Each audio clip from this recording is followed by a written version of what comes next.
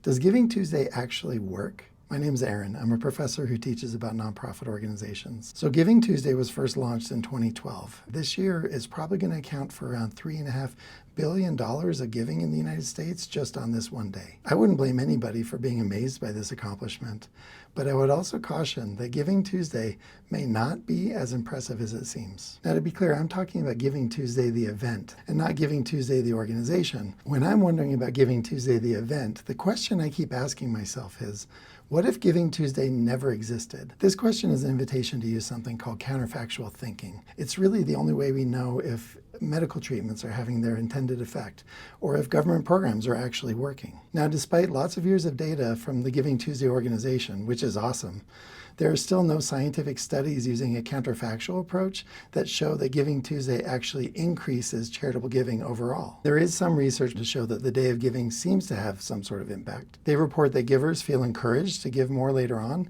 and the report also shows that about 12% of the people who give on Giving Tuesday end up becoming recurring donors to those charities. Now, the problem with these numbers is they don't tell us the counterfactual, and it's also self-report survey data, which is notoriously unreliable. If somebody asks you if Giving Tuesday inspired you to be more generous, you are strongly inclined to say yes, even if it didn't change your behavior at all. So how much of a difference does it actually seem to make? Well, we don't know. What we know is that Giving Tuesday each year accounts for about 2 to maybe 3 days worth of total charitable giving spread out over the year. Most importantly, there's little evidence to show that Giving Tuesday is increasing the overall amount of charitable giving.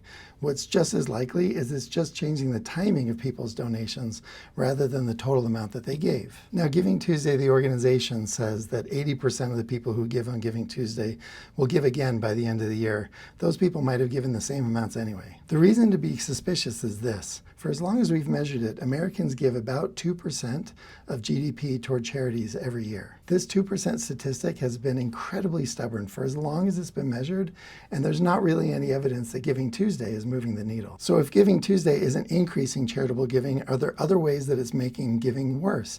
And the answer is maybe. The day has become exceedingly crowded so that it's hard for any nonprofit to rise above the noise. You can even see evidence of the noise being a bad thing just by looking at spam filters.